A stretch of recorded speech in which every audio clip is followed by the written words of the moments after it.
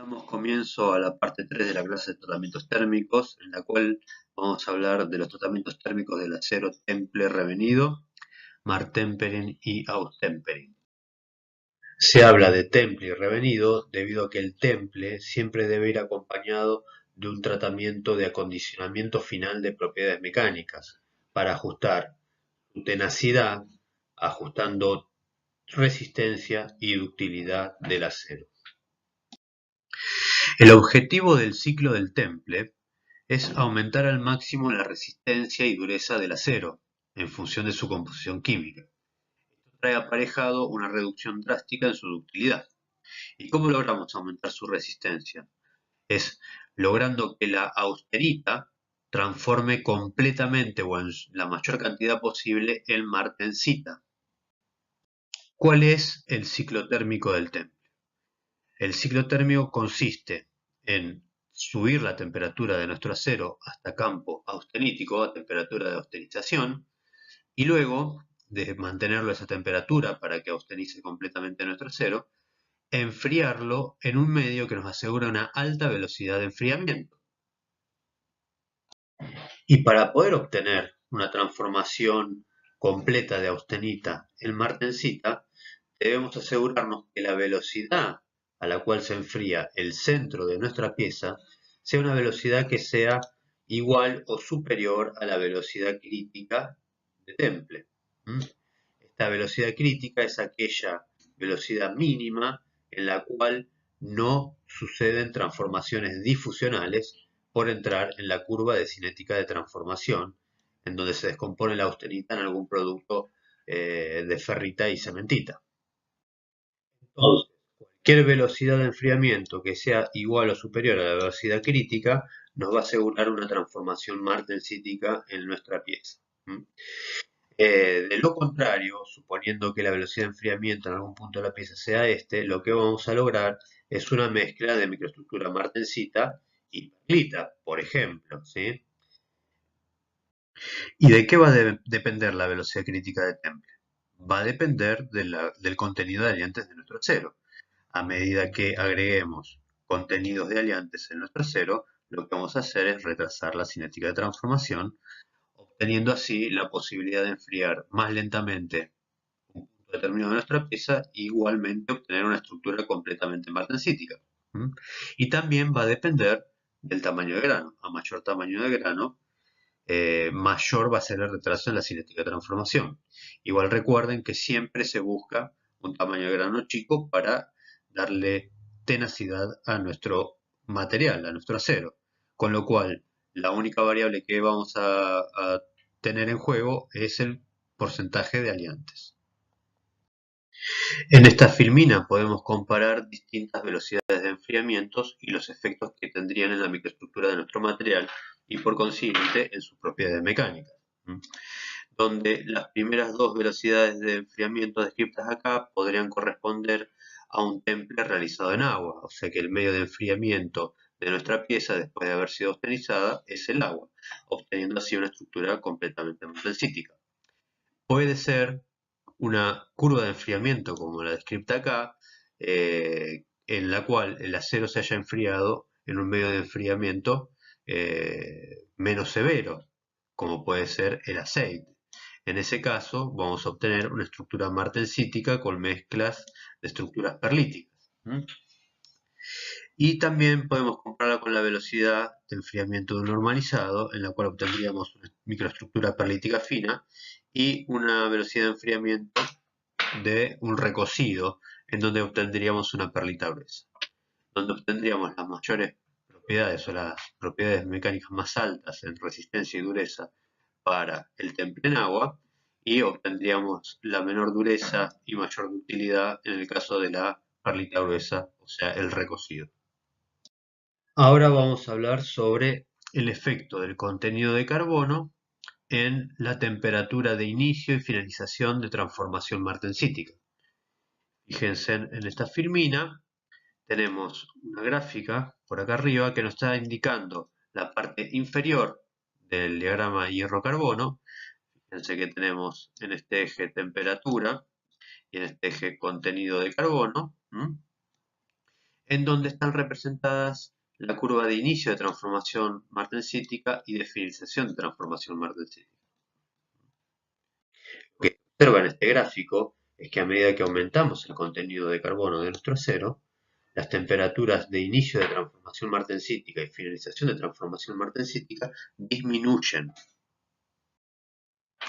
Observen que la temperatura de finalización de transformación martensítica, a medida que aumenta el contenido de carbono, va disminuyendo hasta una temperatura por debajo de cero a partir de aproximadamente 0,7% de carbono. Más o menos para la composición eutectoide tenemos que la temperatura de finalización de transformación martensítica está por debajo de los 0 grados.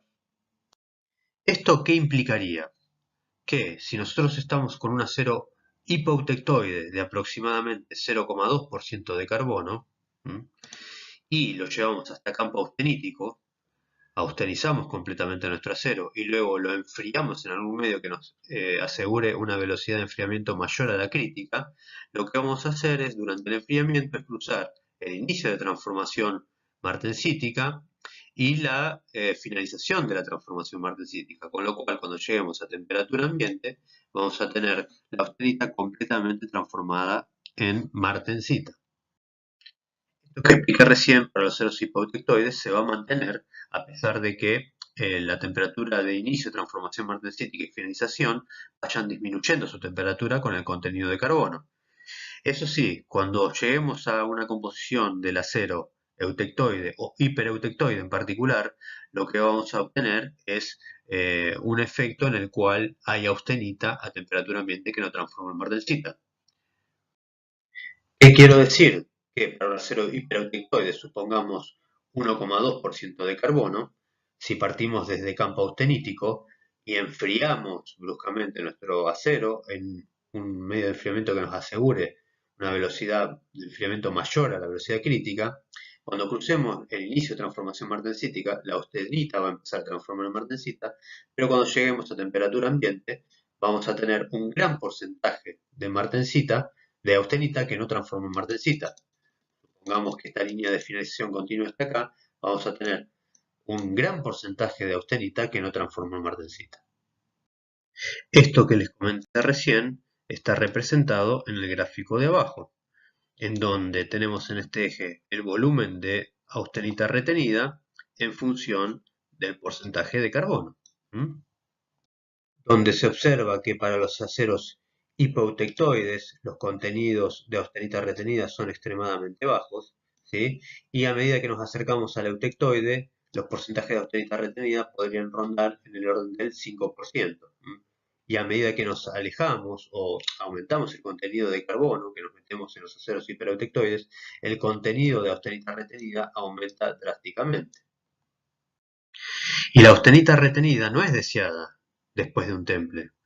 Que cuando nosotros realizamos un temple lo que estamos buscando es la mayor resistencia posible de nuestro acero. Y la austenita retenida no solamente es blanda, sino que también puede producir inestabilidades dimensionales cuando la pieza está en servicio.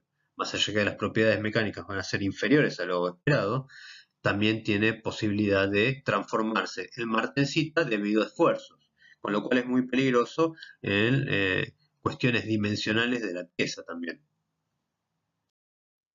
Debido a que cuando transforma de austenita a martensita, los parámetros de red son distintos, bastante distintos, y con lo cual va a cambiar las dimensiones de la pieza. En definitiva, sea por estabilidad dimensional o por propiedades mecánicas, uno lo que debe procurar es evitar que haya una gran cantidad de austenita retenida.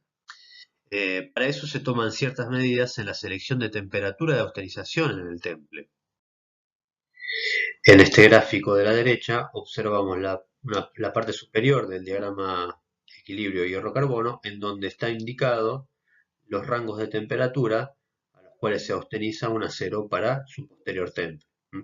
Observen que para los hipoeutectoides las temperaturas de austenización corresponden al campo austenítico, temperaturas superiores a 3, pero por el contrario, las temperaturas de los hipereutectoides están por encima, apenas por encima de A1, la temperatura de transformación eutectoide.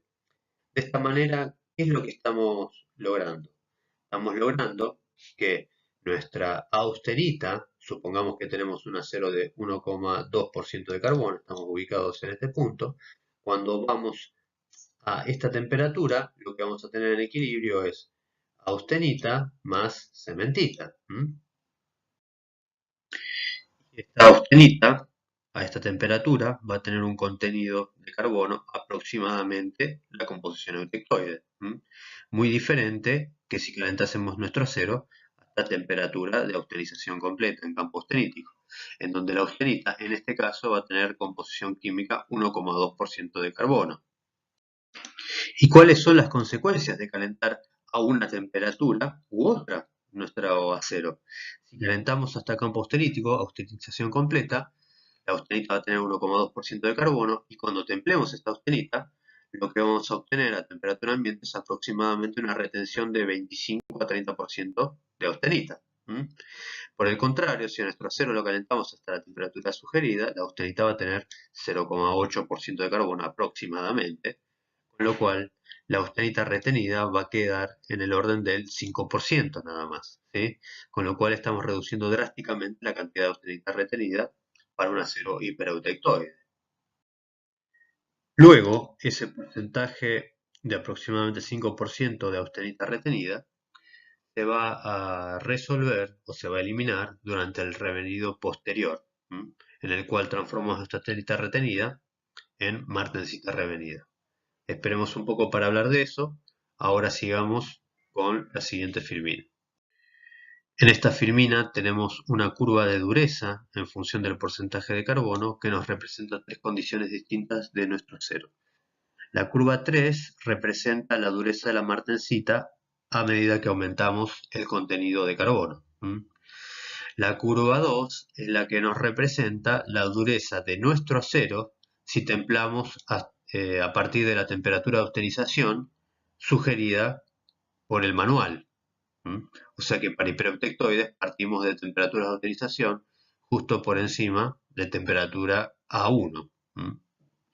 Y la curva 1 representaría si realizamos el temple de nuestro acero a partir de el campo austenítico, incluso para los aceros hipereutectoides, en cuyo caso se ve una caída drástica de la dureza debido a que hay un aumento continuo en la cantidad de austenita retenida. Ahora vamos a revisar los mecanismos por los cuales se extrae calor de la pieza metálica durante el enfriamiento en un temple. Observamos en pantalla un gráfico que representa la temperatura de la pieza en este eje y el tiempo transcurrido durante el enfriamiento en este otro eje. Cuando sumergimos una pieza que está por encima de los 800 grados en un medio líquido, por ejemplo el agua, suceden tres etapas durante el enfriamiento. Durante la primera etapa, indicado en este gráfico acá, lo que va a suceder es que la pieza, por su temperatura, va a evaporar el medio líquido que tiene a su alrededor, ebullición con capa gaseosa, ¿sí? Con lo cual la conducción del calor se va a dar a través de esta capa gaseosa. Es una etapa poco eficiente en la extracción de calor. La segunda etapa es la más eficiente de las tres, en donde la ebullición se da con burbujas, pero no hay ninguna capa gaseosa que se interponga entre la superficie de la pieza y el medio líquido, con lo cual la extracción del calor se da a través del mismo líquido. Y una tercera y última etapa, en la cual se da a relativamente baja temperatura, en la cual ya no hay ebullición y la conducción del calor se da a través del líquido. Visto y considerando que la extracción de calor es más eficiente cuando el metal está en pleno contacto con el medio líquido, sin una capa de vapor interpuesta, lo que se trata de hacer durante el enfriamiento en un ciclo de temple es emular la segunda etapa de enfriamiento de una pieza sumergida en un medio líquido. ¿Y cómo se resuelve eso? Se resuelve forzando a que el líquido toque la superficie de la pieza. Eso se hace agitando el medio líquido o agitando la pieza dentro del medio líquido. Esto puede parecer trivial, pero realmente es muy importante asegurar una buena extracción de calor de la pieza para asegurar una velocidad de enfriamiento igual o superior a la velocidad crítica de Temple. Bien, ahora hay que estar atento a que pueden surgir ciertos problemas en el tratamiento térmico de Temple. Hay problemas en el temple que pueden estar surgiendo debido a los parámetros de tratamiento térmico seleccionado, en donde podemos tener dureza insuficiente o puntos blandos, ¿sí? Que esto habitualmente está referido posiblemente a una eh, ausencia de martensita debido a una baja velocidad de enfriamiento, o puede ser que tengamos puntos blandos por una austerización incompleta, en donde la austerita no se homogeneizó químicamente en su contenido de carbono, y por lo tanto va a haber una martensita con menor contenido de carbono, por ejemplo.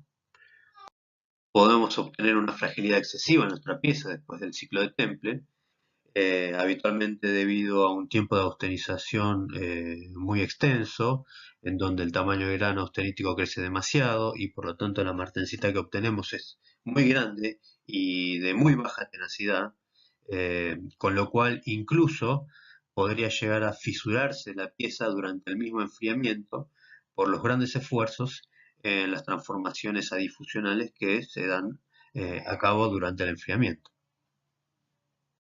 Otra consecuencia puede ser la oxidación y decarburación de nuestra pieza. Y eso está relacionado con no tener un correcto control de la atmósfera que rodea nuestra pieza durante el tratamiento térmico. ¿Sí? A temperatura austenizada, el carbono es muy afín con el oxígeno, con lo cual se puede decarburar la superficie de nuestro acero o incluso puede oxidar la superficie, dañándola y quitando el espesor a nuestra pieza.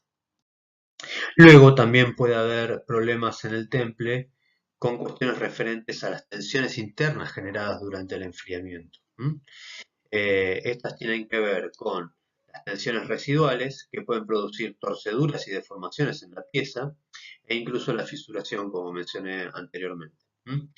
Las tensiones residuales, las tensiones dentro del material durante el enfriamiento de nuestra pieza, tienen que ver con las tensiones de primer género, que son las tensiones generadas por dilatación térmica, diferencia térmica entre superficie y centro, debido a que las velocidades de enfriamiento son distintas, o tensiones de segundo género, que tienen que ver con los distintos parámetros de red, debido a la transformación a tiempos distintos de fase entre superficie y centro de la pieza, y también las tensiones de tercer género que tienen que ver con los átomos intersticiales atrapados dentro de la red cristalina.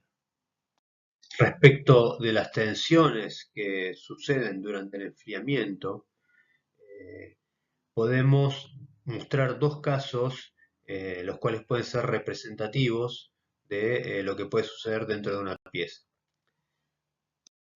El caso 1 del que vamos a hablar puede corresponderse a una pieza chica, enfriándose en forma muy rápida, o el enfriamiento de un acero aliado, en cuyo caso tanto superficie como centro tienen velocidades de enfriamiento superiores a la velocidad crítica de Temple. Durante el enfriamiento se van a dar tres fases. La primera fase tenemos que nuestra superficie se va a enfriar hasta una temperatura justo por encima del inicio de transformación martensítica. Mientras que en el centro aún la temperatura a la cual se encuentra el centro para ese mismo momento es una temperatura relativamente elevada. En esta primera fase lo que vamos a obtener es una diferencia de tamaño de los parámetros de red debido a la diferencia en temperaturas que tenemos entre superficie y centro de nuestra pieza. Con lo cual, nuestra superficie va a estar traccionada por el centro, ¿sí? Va a estar sometida a tracción debido a que el centro aún está dilatado por la alta temperatura, va a tender a traccionar la superficie y viceversa. La superficie, que va a tener un parámetro de red menor por la menor temperatura a la cual está, va a tender a comprimir el centro. Luego, si continuamos el enfriamiento, entramos en la segunda fase, en donde la superficie va a seguir enfriándose ya dentro de las temperaturas de transformación martensítica. Va a comenzar a transformar martensíticamente y va a terminar de transformar martensíticamente, mientras que aún en el centro sigue sin transformar y se mantiene una temperatura todavía por encima del inicio de transformación martensítica, donde el parámetro de red de la martensita obtenida en la superficie durante la etapa 2 del enfriamiento es superior al parámetro de red de la austenita, que aún se mantiene en el centro, con lo cual la superficie va a estar comprimida por el centro y el centro va a estar traccionado por la superficie.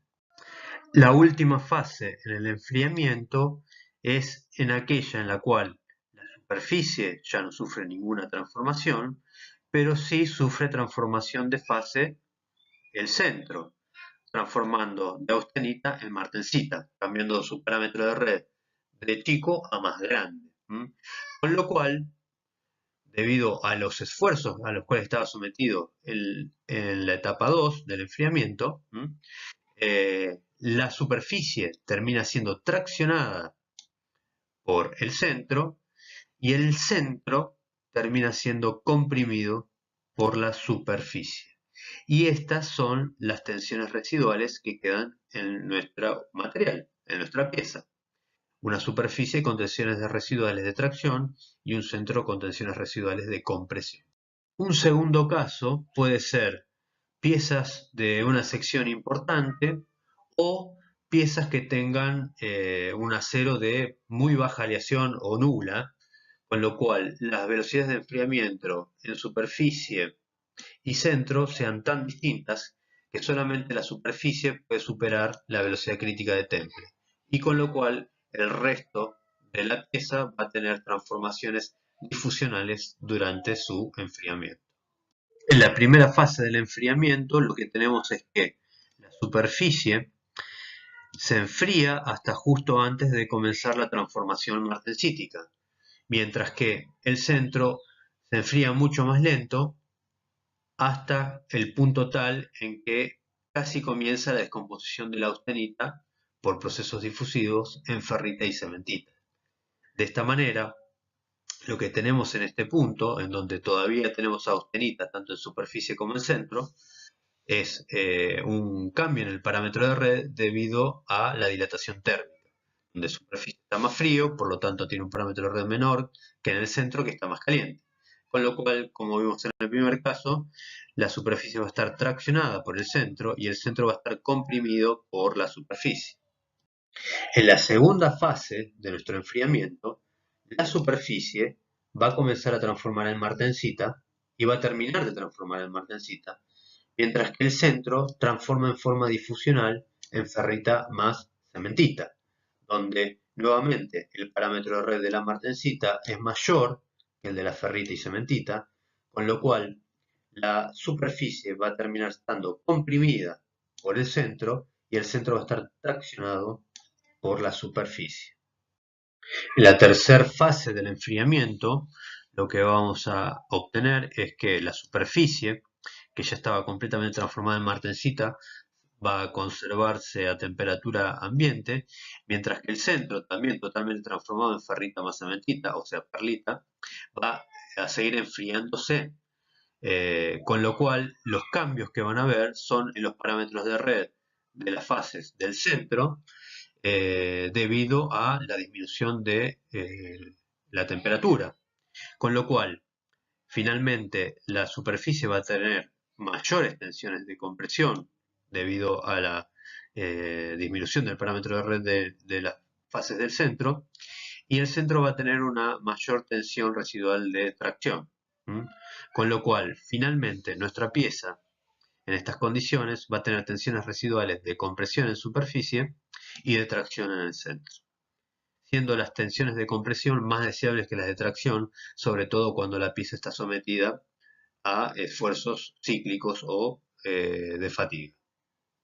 A esta altura ya revisamos cuál es el ciclo térmico del temple, las consideraciones a tener en la selección de temperatura en función del contenido de carbono de nuestro acero, los problemas que pueden surgir en un temple y considerando que el temple obtenemos la mayor resistencia posible de nuestro acero, ahora vamos a pasar a hablar del revenido que nos permite acomodar a nuestras necesidades las propiedades mecánicas de nuestro acero para otorgarle una tenacidad adecuada, resistencia adecuada y ductilidad adecuada a nuestro acero para una aplicación determinada.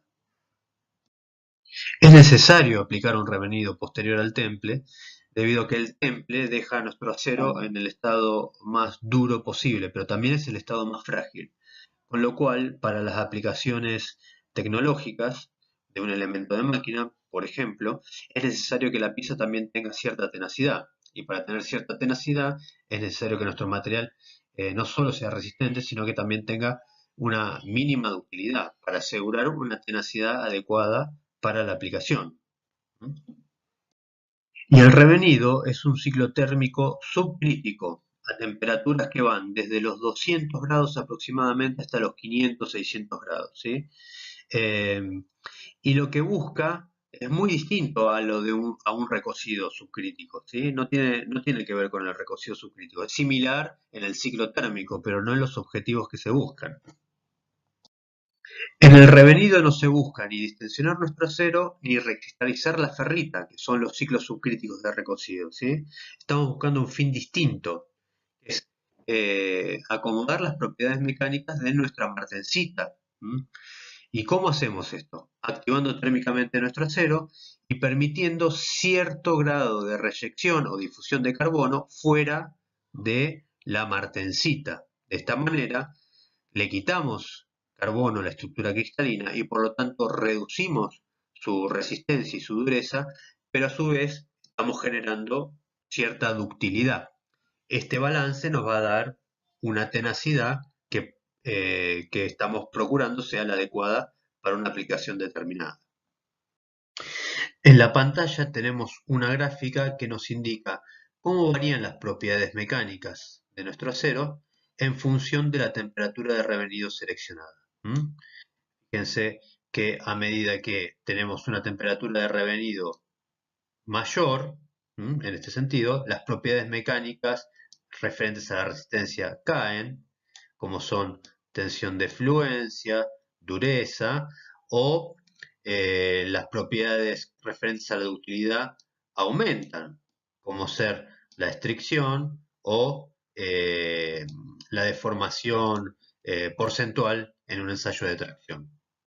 Y estos cambios en las propiedades mecánicas de nuestro material tienen que ver con la activación térmica. A mayor temperatura de revenido, estamos facilitando o promoviendo en mayor medida la difusión del carbono.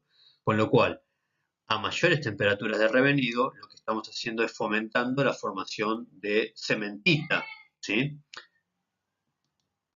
Con lo cual, si estamos fomentando la difusión de carbono para finalmente a altas temperaturas de revenido formar cementita, lo que estamos haciendo es eliminando todo el carbono o prácticamente la mayoría del carbono de la estructura de la martensita, con lo cual finalmente para altas temperaturas de revenido lo que tendríamos es una matriz ferrítica con carburos de cementita. En los diagramas de enfriamiento continuo también tenemos en la parte inferior información referente al revenido. Tenemos en la línea superior la dureza que obtendríamos en nuestro redondo enfriado en agua en función de su diámetro o velocidad de enfriamiento, y en estas otras líneas tenemos informadas las durezas que obtendríamos de las diferentes temperaturas de revenido aplicables. Con estos diagramas nosotros podríamos tener una aproximación de las propiedades mecánicas que obtendríamos para un redondo determinado, de una composición química determinada, enfriada en agua, cuál sería su microestructura que obtendríamos, cuál sería su dureza que obtendríamos después de enfriarlo en agua, un temple en agua, y cuáles podrían ser sus propiedades mecánicas en función de la temperatura de revenido seleccionada. También en el manual de los aceros CINAM vamos a tener información de cómo varían las propiedades mecánicas en función de la temperatura de revenido para distintas composiciones de los aceros, como por ejemplo en este caso un 1045. Las curvas de propiedades mecánicas en función de la temperatura de revenido van a estar dadas en función del medio que se utilizó para templar nuestro acero, ¿sí? Fíjense que tenemos curvas que nos muestran cómo varían las propiedades mecánicas en función de la temperatura de revenido, tanto para un acero que fue enfriado previamente en agua o en aceite. Lo que les acabo de comentar es relevante debido a que en función del medio de enfriamiento que utilizamos para templar nuestro acero, va a ser la microestructura que vamos a obtener al final del temple. Por lo tanto, las propiedades mecánicas a partir de las cuales partimos, si enfriamos nuestro acero en agua o si enfriamos nuestro acero en aceite, van a ser distintas. El punto de partida para realizar el revenido va a ser distinto y por lo tanto la variación de propiedades va a ser distinta y el efecto del revenido va a ser diferente. El gráfico que tenemos en pantalla nos indica cómo varía la dureza de los aceros en función del porcentaje de carbono que fue templado, obteniendo un 99,9% de martensita en toda su estructura, y cómo varían sus propiedades en función de la temperatura de revenido aplicable, ¿sí? Este gráfico también nos sirve de ayuda como para orientarnos en cuáles serán las propiedades mecánicas obtenibles en función de la temperatura de revenido seleccionada. Para ir cerrando esta tercera parte de la clase de tratamientos térmicos de los aceros, vamos a hablar un poco de tratamientos térmicos especiales.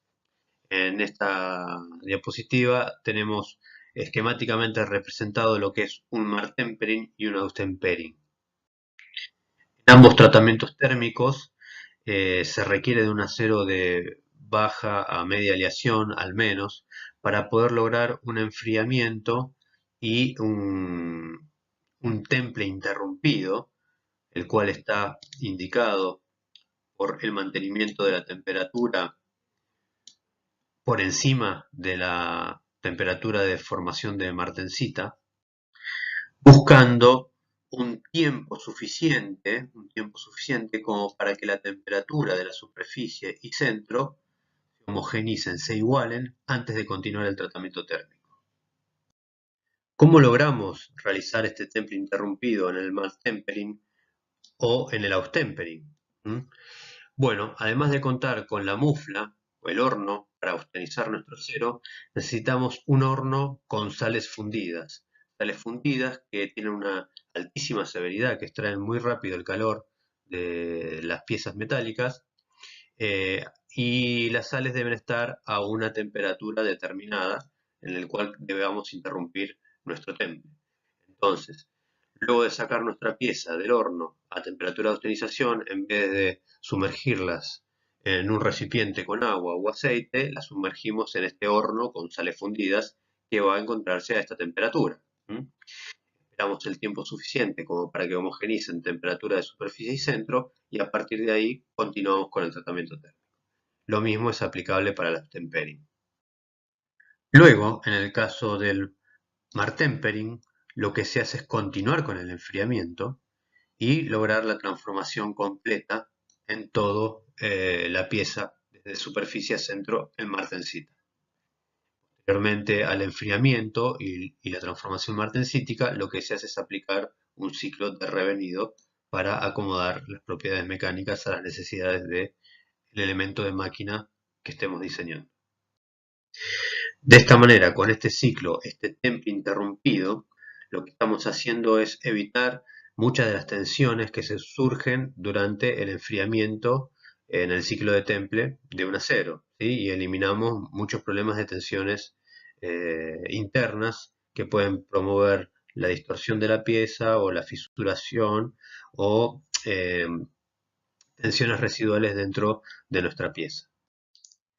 Por su lado, el austempering lo que busca luego de igualar las temperaturas de superficie y centro es lograr una transformación isotérmica, logrando la descomposición de la austenita en vainita. La estructura vainítica tiene sus ventajas respecto de la estructura martensítica revenida y en la siguiente filmina les voy a mostrar un ejemplo. Las estructuras vainíticas tienen una mayor tenacidad que las estructuras de temple y revenido. En este ejemplo, lo que estamos observando es que un acero de misma composición química fue en un caso austemperizado y un segundo caso que el mismo acero fue templado y revenido. Comparando estos dos aceros, este mismo acero templado y revenido y austemperizado, lo que observamos es que las propiedades referentes a la resistencia, dureza, tensión de rotura, tensión de fluencia, son bastante similares en ambos casos. ¿Mm? Y donde se ven diferencias importantes en las propiedades que hacen a la eh, ductilidad del acero. ¿Mm? Donde tenemos que para el austemperizado o estructura vainítica tenemos reducción del área del 34,5% contra el de temple y revenido que solo tiene un 0,7% de reducción del área. Y sobre todo en los ensayos de impacto lo que observamos es una gran diferencia en la energía absorbida, eh, dando mucho mayor tenacidad en el acero vainítico que en el templado y revenido. Finalizando la clase del día, les quiero mencionar que estos no son los únicos tratamientos térmicos que se le pueden hacer a los aceros.